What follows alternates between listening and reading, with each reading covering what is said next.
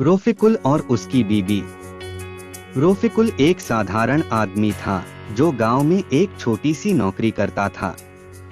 मेहनती और ईमानदार था, लेकिन उसकी एक कमजोरी थी, वह अपनी बीबी हसीना से बहुत डरता था। हसीना स्वभाव से तेज और दृढ़ थी। वह हर छोटी बड़ी बात पर रोफिकुल को डांट देती, चाहे वह घर का काम हो, पैसे का हिसाब या फिर रोफिकुल के दोस्तों के साथ समय बिताना। रोफिकुल को लगता था कि अगर वह कुछ भी गलत कर बैठा तो हसीना उस पर बवाल मचा देगी।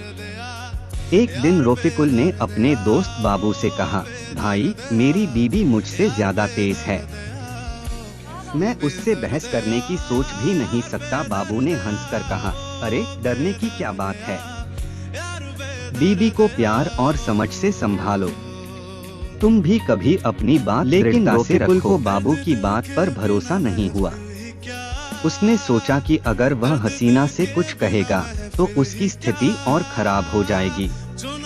एक रात जब हसीना ने देखा कि रोफिकुल चुपचाप काम में लगा हुआ है, तो उसने पूछ लिया, क्यों इतने चुप क्यों हो, कुछ कहना चाहते हो? रोफिकुल ने हिम्मत जुटाकर कहा, मैं चाहता हूँ कि हम थोड़ी शांति और समझदारी से बातें करें। मैं हमेशा तुम्हें खुश रखने की कोशिश करता हूँ, लेकिन मुझे भी थोड़ा सम्मान चाहिए। हसीना यह सुनकर थोड़ी देर चुप रही। फिर उसने कहा, मैंने तुम्हें कभी समझने की कोशिश ही नहीं की, मुझे माफ कर दो। उस दिन के बाद से उनके रिश्ते में थोड़ा बदलाव आया।